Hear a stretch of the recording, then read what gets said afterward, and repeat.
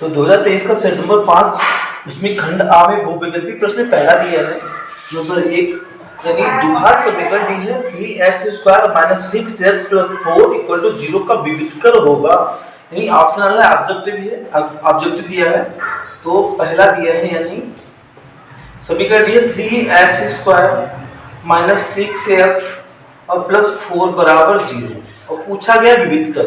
तो विविधकर को डी बोलते हैं। इसका फार्मूला होता है b² - 4ac।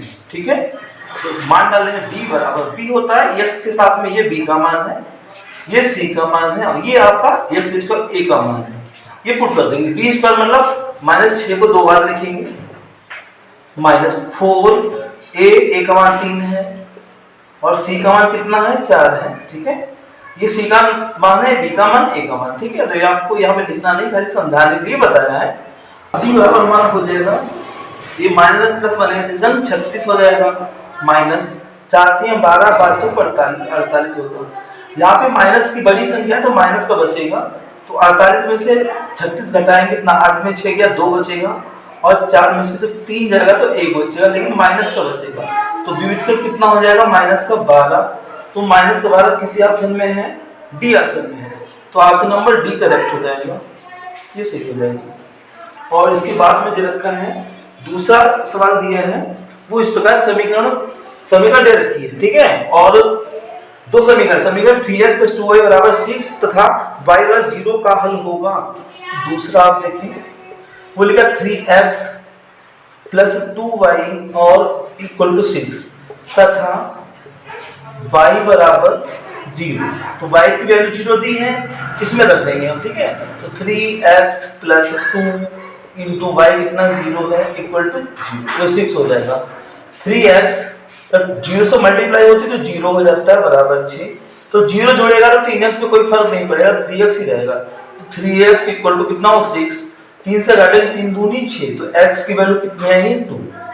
तो इसमें ऑप्शन ये है x, y दिखाना। पहले x कितना 2 है, y कितना 0, 2, 0 आंसर करेक्ट होगा। तो 2, 0 ऑप्शन नंबर ए में दिया है, तो ऑप्शन नंबर ए बिल्कुल करेक्ट हो जाएगा।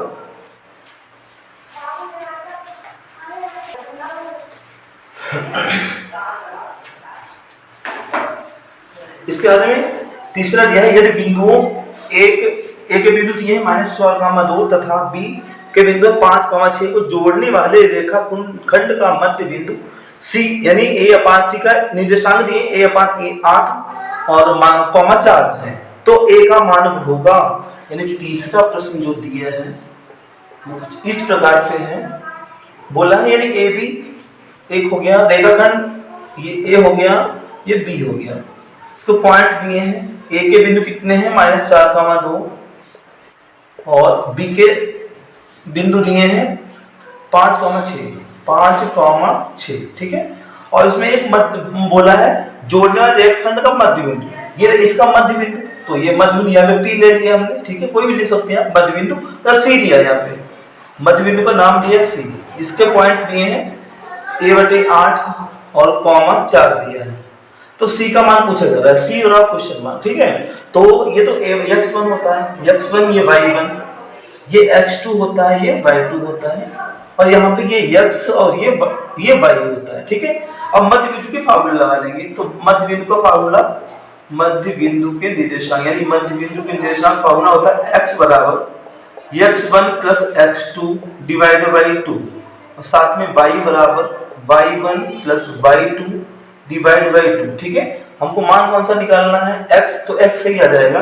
तो x की वैल्यू कितनी यहाँ पे a/8 है, a/8 equal to x1 + x2, x1 कितना है -4 है, उधर 5 है, तो -4 और प्लस का 5 और बटे में कितना है 5/2 है। ठीक है, अब अपान का कट सकता है, 2 से काटेंगे 2 चौको 8, ये 1 तिरछी गुणा करेंगे, हमारा एकदम a बराबर, ठीक है, कितना 4 चौको 16 हो जाएगा, माइनस का 16 और प्लस 4 पंचे 20 प्लस का 20, तो a बराबर कितना आ जाएगा 20 प्लस का 16 घट जाएगा 4 आएगा, तो a बराबर 4 इसका ये आंसर हो जाएगा। तो a बराबर 4 किस ऑप्शन में दिया है, a बराबर 4 आपका बी ऑप्शन बिल्कुल करेक्ट हो जाएगा, नहीं बी ऑप्शन बिल्कुल राइट होगा।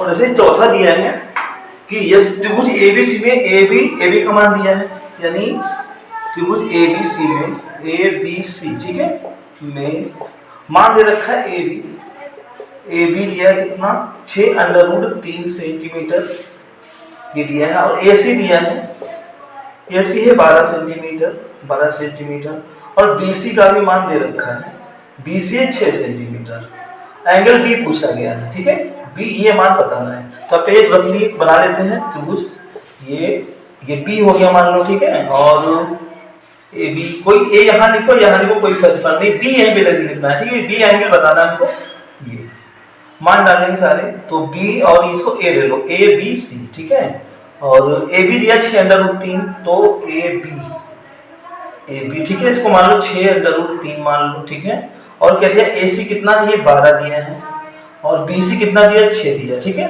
ये मान सी आप यहाँ कर सकते हैं, ए वहां कर सकते हैं, बी को ए पे रखो, बी पूछा जा रहा है। अब हम यहाँ पे चेक करेंगे, अगर पाइथागोरस लग जाएगी तो पाइथागोरस तभी लगती है जब एक समकोण त्रिभुज होता है, तो ये बी क्या हो जाएगा 90 हो जाएगा।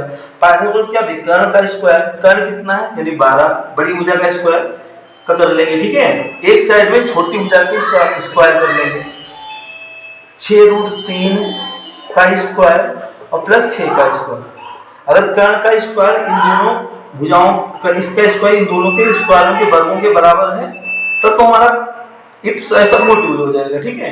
तो चेक करते हैं, 12 1 144 हो गया, इधर 6 संग 36 और 3 से गुणा करेंगे 36 दिया 108, 6 संग 36 हो जाएगा, 3√3 बनेगा, 36 दिया 108 बनेगा, प्लस ये 6 से संग 36 हो जाएगा, ये भी 144 हो गया। इसका मतलब है यहाँ पे कर्ण का स्क्वायर बराबर है आधार का स्क्वायर प्लस लंब का स्क्वायर के, तो 144 बराबर 144 इक्वल आ गया, तो ये समकोण त्रिभुज हो जाएगा, यानी एबीसी त्रिभुज ए बी सी कैसा है, एक समकोण त्रिभुज है, समकोण त्रिभुज है। तो समकोण त्रिभुज है तो कोण भी कितना हो जाएगा 90 हो जाएगा, तो कोण बी बराबर आपका हो जाएगा 90, तो 90 कोई ऑप्शन है, और पहले ऑप्शन दिया है तो ऑप्शन नंबर ए करेक्ट हो जाएगा, यानी ऑप्शन नंबर ए बिल्कुल सही हो जाएगा।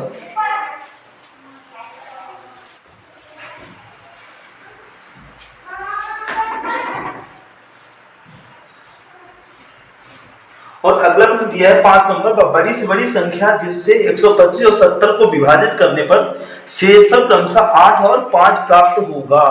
तो बड़ी से बड़ी संख्या है तो एचसीएफ यानी मासा निकालना है, और यहाँ पे शेषफल भी दे रखा है तो शेषफल को घटा लेते हैं।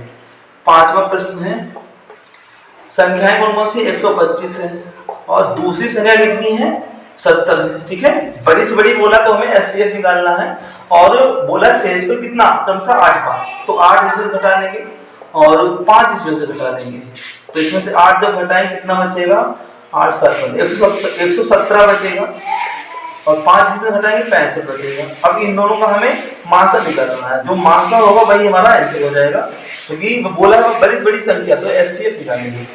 भाग विधि से कर सकते हैं, 65 से इसको डिवाइड कर सकते हैं, से भाग विधि से करेंगे, 65 से हम 117 में भाग करेंगे, तो 117 में भाग दूनी ज्यादा हो जाएगा तो एक कम ले जाएंगे, 65 एकम 65, 7 में 5 जाएगा 2 बचेगा, 11 में 6 जाएगा 5।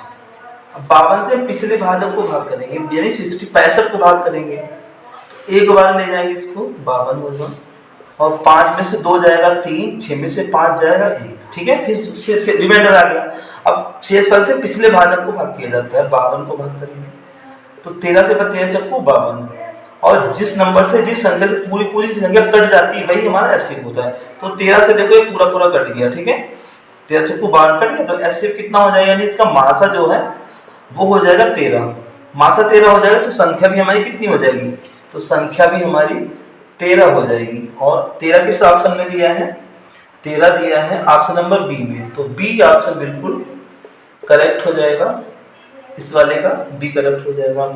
और इसके बाद में दे रखा 6 नंबर दिया है, वो भी देख लें आप।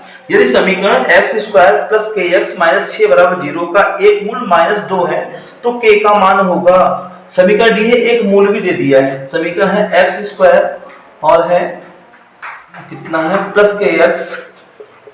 kx और फिर दिया है -6 = 0, और एक मूल दे रखा है -2, यानी एक मूल, इसको x मान सकते हैं आप, एक मूल है माइनस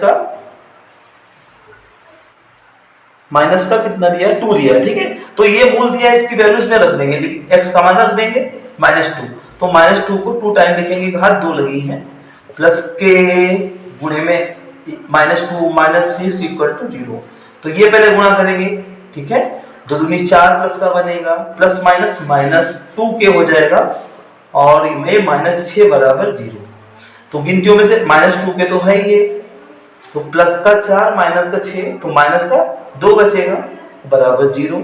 अब इस -2 को उधर ले जाएंगे, तो माइनस का 2 के बराबर हो जाएगा प्लस का 2, ठीक है, उधर जाएगा प्लस का हो जाएगा, तो काट लेंगे हम, के बराबर क्या होगा, इधर माइनस होता तो उधर चला जाता है, माइनस का 2 और अपान में 2 जाएगा, चाहे माइनस आप नीचे लगाए चाहे ऊपर लगाए कोई फर्क नहीं, वो निगेटिव संख्या रहेगी, तो एक कम 2, तो के की वैल्यू कितनी आ जाएगी, माइनस का 1 आ जाएगा। तो माइनस का 1 किसी ऑप्शन में दिख रहा है, सी ऑप्शन दिख रहा है, तो ऑप्शन नंबर सी करेक्ट हो जाएगा, सी ऑप्शन बिल्कुल सही हो जाएगा।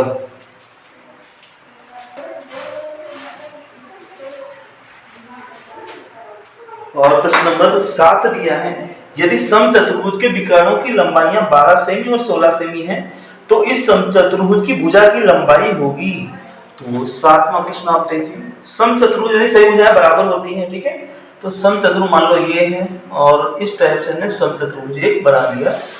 समचतुर्भुज में सही भुजाएं बराबर होती है, लेकिन विकर्ण बराबर नहीं होते, तो विकर्ण अलग अलग दिए, एक तो ये विकर्ण हो गया, एक विकर्ण ये हो गया, ठीक है। लेकिन समचतुर्भुज में क्या होता है, भुजाएं तो बराबर होती हैं, और विकर्ण जो होते हैं एक दूसरे को समद्विभाजित करते हैं, यानी आधे आधे में बांट देते हैं।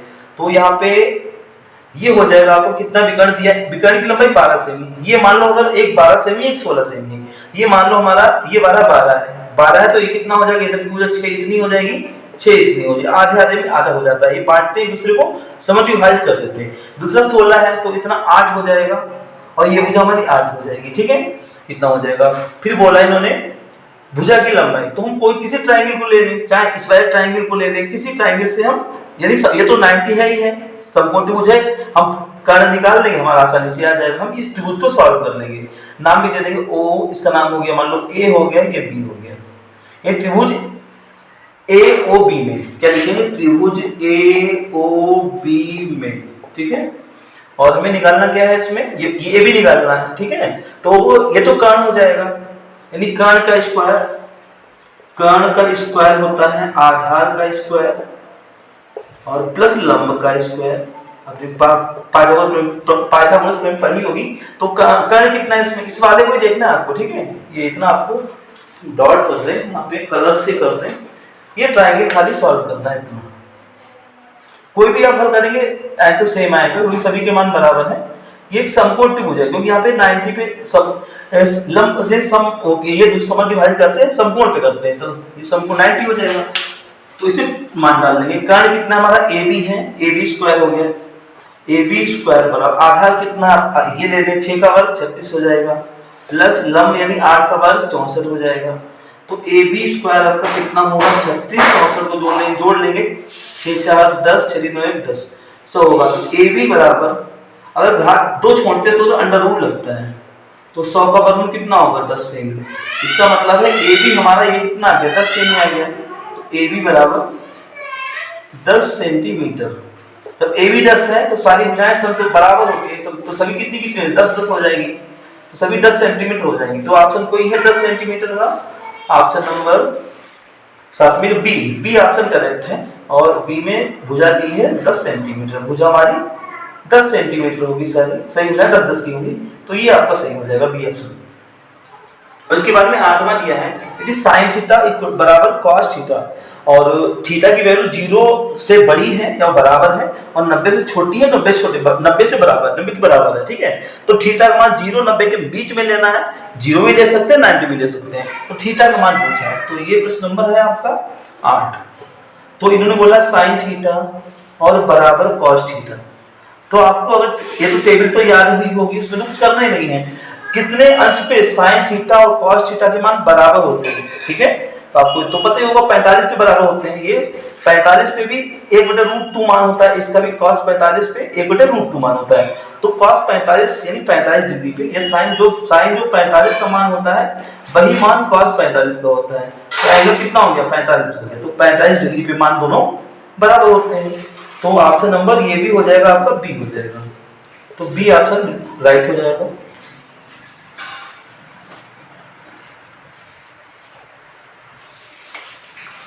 और इसके बाद में दिया है प्रश्न नंबर 9, और वो लिखा है कि संख्या 144 के अभाज्य गुणनखंडों की घातों का योगफल। 9 में क्या दिया, 144 के पहले अभाज्य गुणनखंड कर दो, ठीक है, उसी घातों को जोड़ना है। तो 2 से काटेंगे 2 सत्ते 14, 2 दूनी 4, फिर 2 से काटेंगे 2 तिया 6, 2 छंग 12, 2 एकम 2, 2 अट्ठी 16, फिर 2 से काटेंगे 2 नेम 18, फिर 3 तिया 9, 3 एकम 3। अब घातों में लिखना है, 2 की घातें कितनी आ रही, 1 2 3 4, 4 इंटू 3 की पावर कितनी 2 आ रही है, ठीक है। ये बोला घातों का योगफल, ये तो नहीं बोला 1 2 की घात 3 की घात, तो सभी की घातों का हम योग कर लेंगे। तो घातों का योगफल इसको जोड़ लेंगे, 4 है ये 2 4 2 6 हो जाएगा। तो 6 किस ऑप्शन में दिया है, 6 दिया सी ऑप्शन में। तो ऑप्शन नंबर सी ये राइट हो जाएगा। और ऐसे अगला दिया है बिंदु, यानी 10 अगला दिया है 10 नंबर, ये दिया है बिंदु -3,5 की y अक्ष से दूरी होगी। तो -3,5 ये दे रखा है और पूछा गया y अक्ष से दूरी, ठीक है, y अक्ष से दूरी, आपको ध्यान रखना है जब भी कभी y अक्ष से पूछा जाए दूरी तो x का मान लिख देना है, ठीक है। ये x का मान होता है, ये y का होता है, यानी ये x मान है, ये y का है, ठीक है। x अक्ष से पूछे तो y का मान लिख देना है, y अक्ष से पूछे तो x का मान लिख देना है। क्यों, क्योंकि देख लो यहाँ पे कोई इससे ये हो गया हमारा x अक्ष होता है, ये y अक्ष होता है, ठीक। तो अगर ये y अक्ष से दूरी पूछा जाएगा, y अक्ष से यहाँ से पूछा जाएगा, तो इधर या इधर किसका मान होगा, x का ही मान होगा। पहले में x का मान बताना है। ये x अक्ष इस वाले अक्ष से पूछा जाएगा तो या तो ऊपर होगा या तो नीचे मान होगा, तो y का मान में बताना होगा। इसलिए y अक्ष से दूरी पूछी जा रही है तो किसका मान, x का मान बता देंगे। तो x का कितना हो जाएगा, -3 हो जाएगा, बस ये आंसर हो जाएगा। यानी -3 कौन से ऑप्शन में आ रहा है, A option, option number A will be the right answer.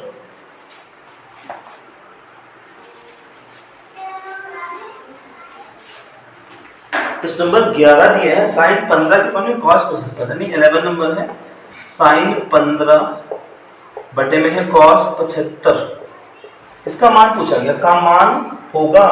तो इसको चेंज कर लेंगे आप, या तो अपान वाले को चेंज करें या तो ऊपर को अंश को चेक करें, वो अंश को चेंज करें या तो हर को चेंज करें। तो ऊपर ही चेंज कर लेंगे, sin 45 को लिख सकते हैं 90 - 75, क्योंकि चाहे 15 का हो चाहे 90 - 75 को, बात तो एक ही है, 90 में से 75 घटेगा 15 तो बचेगा, इसको हमने टुकड़ों में लिख दिया, अपान का एचडी रखेंगे। तो ये sin 90 - थीटा बन गया। तो sin 90 - थीटा चेंज हो जाता है cos में, तो ये cos थीटा बन जाएगा। थीटा मतलब ये वाला 90 नहीं लिया जाएगा, ये थीटा ये होता है। sin 90 - theta change into cos theta, तो cos थीटा यानी cos 75 बनेगा। अपान में 75 cos 75 दे रखा है, तो ये पूरा कैंसिल आउट हो गया, तो मान कितना आ गया, 1 हो गया। और 1 किस ऑप्शन में है, ऑप्शन नंबर ए। तो ऑप्शन नंबर ए बिल्कुल राइट है, ये हो जाएगा। और इसके बाद में अगला सारणी का माध्य होगा, यानी टेबल दी है और सारणी का माध्य होगा, तो माध्य निकाल लेंगे। यहाँ पे 12 नंबर दिए हैं, इस तरह से है सारणी का माध्य। सबसे पहले वर्ग अंतराल दिया है, तो लिख लेंगे वर्ग अंतराल, ठीक। और फिर है बारंबारता,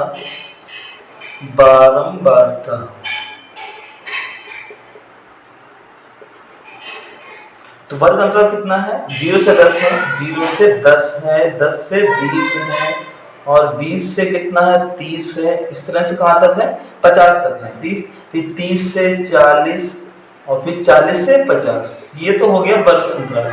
और इसके बाद में जो बारंबारता दी है 5 6, इसकी 5 है और 6 है, फिर 5 है, 5 6 5, फिर 3 है और फिर 1 है, ये तो बारंबारता हो गई। इसके बाद में मध्यमान निकालना होता है, क्योंकि ये दो पद दिए हैं ना, तो इसको जोड़ के आधा करेंगे मध्यमान को x बोलते हैं।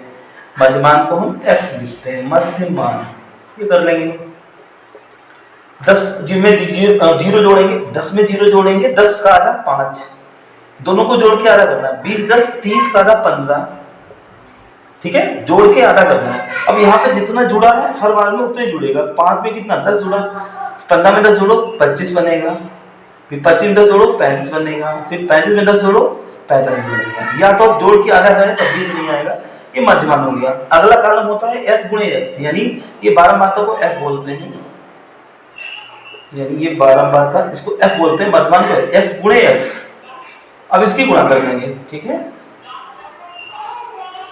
तो 50 कितना हो जाएगा 25 हो जाएगा, और फिर 15 छक्का 90 हो जाएगा, 25 पंचे 125, और 3 बचे 15 के 5, और 3 के 9 1 10, 105 आ गया। 45 के 1 से करेंगे तो 45। अब इसके बाद में योग करना होता है, एक तो 12 मात्रा को जोड़ते हैं और जो हमारा सिग्मा एफ एक्स होता है उसको जोड़ते हैं, ठीक है। तो 12 मात्रा को ये सिग्मा एफ का मान होता है, जोड़ लेंगे 5 6 11 5 5 10 16 17 18 19 20, तो ये तो 20 आ गया, ये एफ यानी है, तो ये सिग्मा एफ का मान हो गया। जोड़ को सिग्मा लगा के बोलते हैं, तो सिग्मा एफ कितना हो गया 20, 5 5 10 और 10 ये है 20 का 0 हासिल 2 2 4 4 9 4 13 13 14 15 15 4 19 का 9 हासिल 1 2 3 390, तो ये आ गया, ठीक है। ये सिग्मा एफ एक्स का मान है। सिग्मा का अर्थ होता है योगफल, ठीक है, सिग्मा योगफल। अब समांतर माध्य का फार्मूला अप्लाई कर लेंगे। समांतर माध्य का हम यहाँ पे लगा लें, यहाँ पे आपको दिख जाएगा आसानी से यहाँ पे। तो समांतर माध्य को x बार से लिखते हैं, ये समांतर माध्य का चिन्ह है। तो समांतर माध्य बराबर क्या होता है फार्मूला, सिग्मा एफ एक्स और बाद में सिग्मा एफ, ये होता है। तो x बार इक्वल टू कितना होगा, सिग्मा एफ एक्स मतलब एफ एक्स का जोड़, ये 390 है, और बटे में सिग्मा एफ कितना 20 है। इस तरह से हल करेंगे, 0 से 0 हम काट देंगे, 2 से भाग कर लो आप या काट लो, पॉइंट में आएगा 2 एकम 2, 1 बचा आगे हो गया 19, 2 नेम 18, 1 बचा पॉइंट लगा 0 बढ़ाएंगे 2 पंचे 10, तो 19.5 इसका समांतर माध्य हो जाएगा। और ऑप्शन में कहीं पे दिख रहा है आपको 19.5, हाँ डी ऑप्शन में दिख रहा है, डी ऑप्शन करेक्ट है। तो option number D will be the right answer. दिया है 13 नंबर, आप देखिए तब तक क्वेश्चन नंबर 13 दिया है।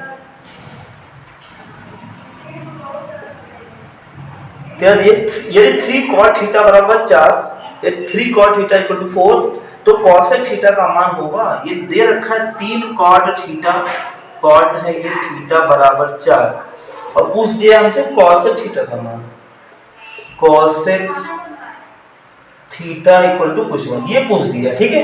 तो पहले हम cot का मान निकाल लेंगे, 3 को उधर ले जाएंगे, तो cot थीटा बराबर मान कितना हो जाएगा 4/3 हो जाएगा, ठीक। अब हमें निकालना cosec है, या तो आप इसको लंबकर्ण से आधार चित्र बना के पाइथागोरस प्रमेय लगा के निकाल ले, ठीक है। लेकिन cot और cosec में एक फार्मूला आपने पढ़ा होगा कि cosec स्क्वायर थीटा यानी 1 + cot स्क्वायर थीटा होता है, वो cosec स्क्वायर थीटा होता है, उससे भी निकालने आपको आसान हो जाएगा। तो cosec स्क्वायर थीटा का फार्मूला लगा लें, आपको होता है cosec स्क्वायर थीटा बराबर, ये होता है 1 + cot स्क्वायर थीटा, जो पढ़ा होगा आपने। अब मान डाल देंगे, तो cosec स्क्वायर थीटा बराबर 1 + cot स्क्वायर थीटा, इसका वर्ग करके लिखना है, 4 चौको 16 बनेगा, बटे में 3 दिया 9 बनेगा, ठीक है। तो फिर cosec स्क्वायर थीटा बराबर, ये तिरछी गुणा करके आप जोड़ सकते हैं, माइनस होता तो घटाएंगे, प्लस है तो जोड़ लेंगे, तो 9 है 9 एकम 9 और 16 जुड़ेगा 9 से 15 25 हो जाएगा, 25/9 ये आ गया, ठीक। अब cosec थीटा घात 2 हटाएंगे तो क्या लग जाएगा, अंडर रूट लग जाएगा, यानी 25/9 का वर्गमूल निकाल लेंगे, हमारा cosec थीटा आ जाएगा, cos थीटा आ जाएगा, cosec आ जाएगा। तो ये cosec थीटा बराबर रूट में हो जाएगा 25/9, क्योंकि जब घात अगर 2 छोड़ते हैं तो अंडर रूट लगता है, तो cosec थीटा बराबर 25 का वर्गमूल 5 हो जाएगा, 9 का 3 हो जाएगा, तो ये cosec की वैल्यू ये आ जाएगी। चाहे आप इसको डायग्राम बना के लंबकर्ण आधार के आधार पे लगाएं, चाहे इसमें लगाएं, दोनों से लग जाएगा। और तो इसका ऑप्शन हो जाएगा ऑप्शन नंबर 5/3, सी ऑप्शन। तो सी ऑप्शन इसका बिल्कुल सही है।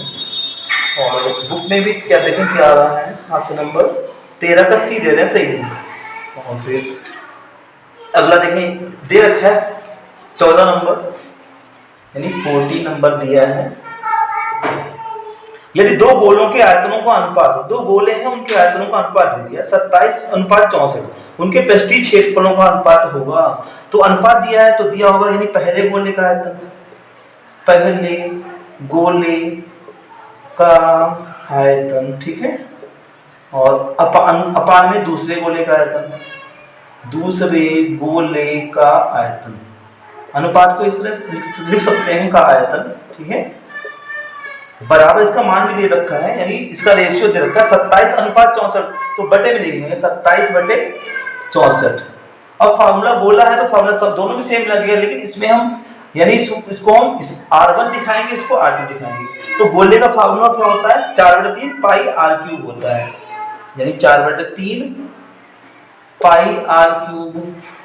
ये ऊपर भी लगेगा नीचे भी यही होगा, कोई गोला है ना गोले का तो यही होता है 4/3 पाई r³ बराबर, इसमें 1 लगा लेंगे क्योंकि त्रिज्या तो बदली हुई है, गोल पहले की अलग होगी दूसरे की, इसको 2 लगा लिया तो 27/64 हो गया ये।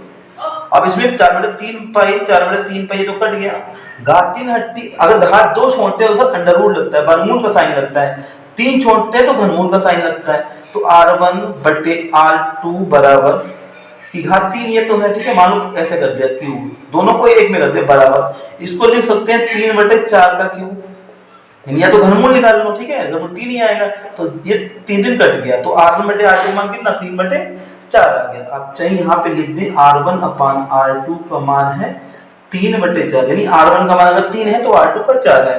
अब पूछा जा रहा है पृष्ठीय क्षेत्रफलों का अनुपात, गोले का पृष्ठीय क्षेत्रफल होता है 4πr², ठीक है, तो लिखेंगे पृष्ठीय क्षेत्रफल में अनुपात, पृष्ठीय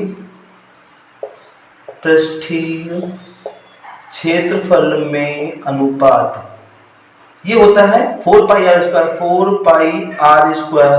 अपान में भी यही रहेगा 4πr², लेकिन यहाँ पे 1 लगा लेंगे, यानी पहले गोले की त्रिज्या को R1 माना है, दूसरे को 2 माना है, तो 4y से 4y कैंसिल हो गया, तो R1/R2 का स्क्वायर कर देगा, तो इसका स्क्वायर करके हम लिखेंगे, हमारा आंसर 3 9 हो जाएगा, बटे 4 को 16, तो इसको रेशियो में लिखेंगे 9:16, या तो ऐसे लिख सकते हैं 9 और अनुपात 16, तो ये ऑप्शन नंबर किसमें दिया है 9:16, ऑप्शन नंबर ए, तो ऑप्शन नंबर ए बिल्कुल सही हो जाएगा, 9:16 इसका आंसर हो जाएगा।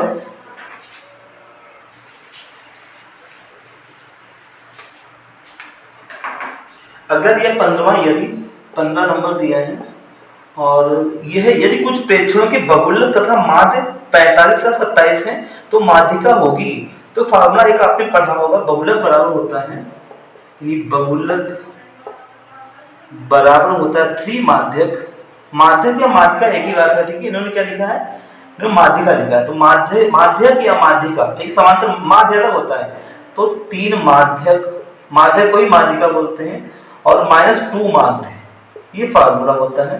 अब मान डालना है, बहुलक दे रखा है यहाँ पे, बहुलक कितना दिया है, फिर बहुलक 45 है, 45 है बहुलक, और 3 इंटू, अच्छा ये तो दिया नहीं है, माध्यक मतलब माध्यिका, माध्यिका कर सकते हैं आप, माध्यिका, ये आपको माध्यिका -2 माध्य, 2 इंटू माध्य कितना है, और इसका माध्य दे रखा है 27, ठीक, हम तो ये 45 हो जाएगा, और इस साइड में जो संख्या है 27 दूनी 54, वो माइनस में है, जब इधर आएगी तो प्लस की हो जाएगी, प्लस का 54 हो जाएगा, बराबर में 3 इंटू माध्यिका, ये बच जाएगा, ये वाला पोर्शन उतार लेंगे, तो ये प्लस में जुड़ जाएंगे, 5 4 9 और 5 4 9 99 बराबर 3 माध्यिका, अब ये 3 से पूरा कट जाएगा, 3 3 9 3 3 9, इसका मतलब माध्यिका हमारा कितना है 33 आ गया, पलट के लिख सकते हैं आप, ये माध्यिका 33 है। कोई ऑप्शन ऐसा है जिसमें 33 दिया हो, इसका बी ऑप्शन करेक्ट है, बी ऑप्शन जो है आपका माध्यिका उसमें 33 शो कर रहा है, तो ये ऑप्शन करेक्ट हो जाएगा। और इसके बाद में 16 नंबर दिया है, समीकरण दे रखी है और मूल होंगे समीकरण, यानी समीकरण को हल करना है। 16 नंबर ये है x² - 2x और प्लस का 1 बराबर 0 के मूल पूछे जाता है, मूल मतलब x हल करने में जो x का मान आएगा वही मूल होते हैं, तो अगर फैक्टर यानी गुणनखंड विधि से हल हो जाए तो गुणनखंड से हल कर लेंगे, जोड़ ऐसी संख्या सोचनी है हमको, गुणा 1 हो, जोड़ का चिन्ह जोड़ने भी 2 आए, तो 1 1 ऐसी संख्या है अगर गुणा करेंगे तो एक ही रहेगा, जोड़ेंगे तो 2 बनेगा। तो इस तरह से हम 2 की जगह लिखेंगे, आगे उतार देंगे इस टाइप से एक्स स्क्वायर माइनस, अब ब्रैकेट ओपन करेंगे तो एक्स स्क्वायर माइनस का 1x, चाहे लिखो या ना लिखो, ठीक है, 1x प्लस माइनस माइनस, तो ये भी 1x होगा, खाली x भी लिख सकते हो आप, या 1x लिखें या x लिखें, प्लस 1 इक्वल टू 0। इन दोनों में x कॉमन लेंगे तो x माइनस 1 बचेगा, इसमें 1 कॉमन मिलेगा तो x माइनस 1 बराबर 0। माइनस में कॉमन लेने पर आपका साइन बदल जाता है, ठीक है, तभी ये बदल गया। अब एक जैसे कौन से x माइनस 1 है और दूसरा हमारा ये कॉमन जो लिया था बाहर, ठीक है, जब ब्रैकेट में कॉमन लिया तो क्या बचा, x बचा माइनस 1 बचा, माइनस 1 बराबर 0। एक एक को हल करेंगे, इसको सॉल्व करेंगे, x माइनस 1 इक्वल टू 0, तो x का कितना हो जाएगा, 1 हो जाएगा, माइनस का तो उधर गया प्लस का हो गया। ऐसे इसको सॉल्व करेंगे, x माइनस 1 बराबर 0, तो x बराबर 1 हो जाएगा। यानी दोनों मान हमारे एक आएंगे, 1,1 कोई ऑप्शन है आपका, पहले ही ऑप्शन है, ए ऑप्शन में उत्तर दे रखा है 1,1, तो ये राइट आंसर हो जाएगा।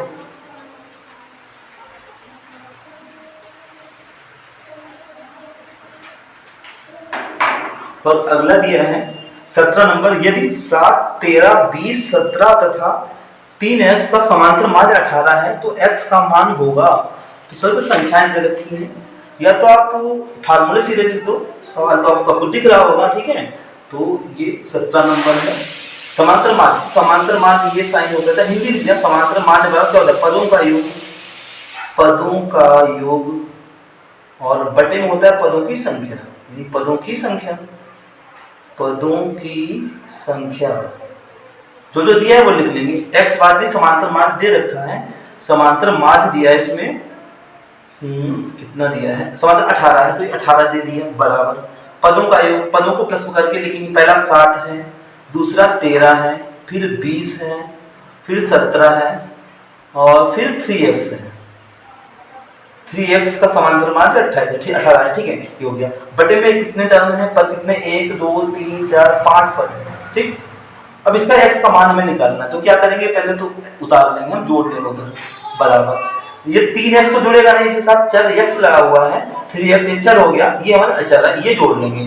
13 और 7 कितना होता है, 20, 20 40, 10 50 7 57, तो 57, तो ये हो गया प्लस का 3x अपान में कितना है, 5 है, तो इसके बटे में 1 करके क्रॉस मल्टीप्लाई कर ही सकते हैं, तो 1 से करेंगे तो यही आएगा, 57 प्लस का 3x बराबर 18 पंचे कितना होता है, 90। अब 57 हो जाएगा तो माइनस हो जाएगा, 57 90 में से घट जाएगा, तो हो जाएगा मान 3x बराबर 90 माइनस 57, तो घटा देंगे, 3x बराबर 10 में से 7 गया 3, और यहाँ पे बचा 8, 8 में 5 गया 3 से काटेंगे, 3 इक्कम, तो x का मान कितना आ जाएगा, 11।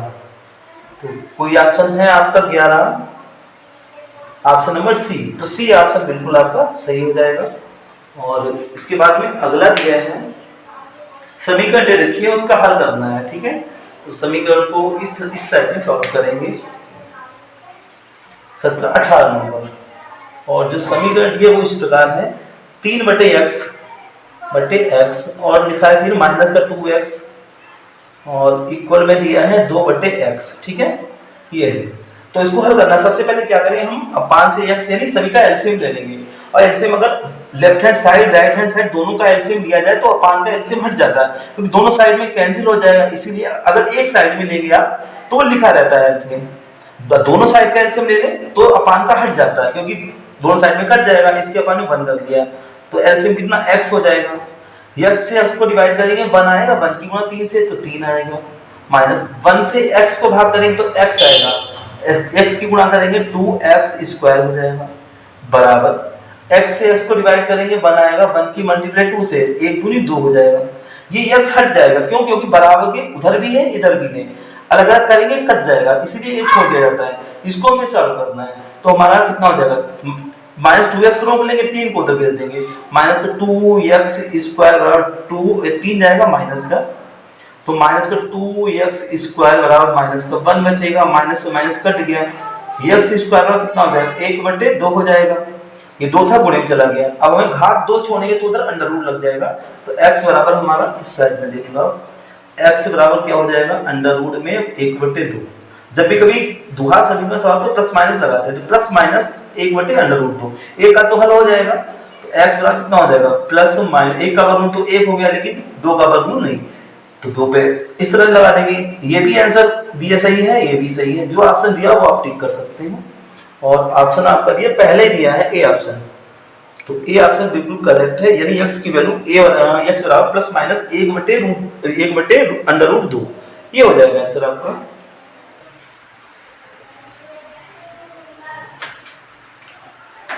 और अगला प्रश्न दिया है 19वां, ये दो समरूप त्रिभुजों की भुजाएं 4:7 के अनुपात में है, तो इन त्रिभुजों के क्षेत्रफलों का अनुपात होगा। यानी समरूप त्रिभुज हैं दो, ठीक है, और उनकी संगत भुजाओं का अनुपात दे दिया, यानी समरूप त्रिभुज प्रश्न नंबर कौन सा है 19 है, ठीक है। समरूप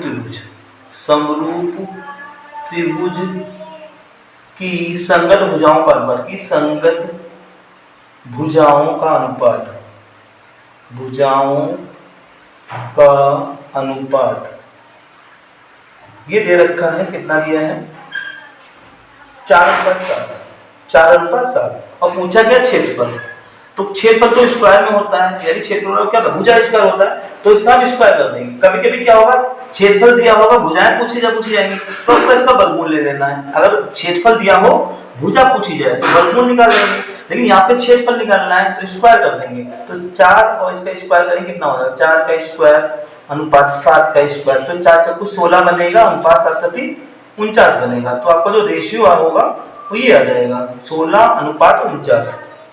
ये कौन सा ऑप्शन है 16:49, बी ऑप्शन है, तो बी ऑप्शन करेक्ट हो जाएगा, सही हो जाएगा। और इसके बाद में भी एक सवाल दिया है 20वां, यदि एक वृत्त का क्षेत्रफल तथा परिमाप संख्यात्मक रूप से समान है तो उस वृत्त की त्रिज्या होगी। अच्छा, एक वृत्त की बात करें तो त्रिज्या तो सेम होगी, ठीक है, वृत्त की त्रिज्या ही r मान लेंगे ना, माना यहाँ पे 20वां है, माना वृत्त की त्रिज्या r है, वृत्त की त्रिज्या को हमने एज्यूम कर लिया r, ठीक है। फिर बोला है वृत्त का क्षेत्रफल और परिमाप बराबर है, तो वृत्त का क्षेत्रफल होगा वो परिमाप के बराबर, वृत्त का परिमाप ये दे रखा है, ये दोनों बराबर है, तो फार्मूला लगाएंगे। वृत्त का क्षेत्रफल होता है πr²,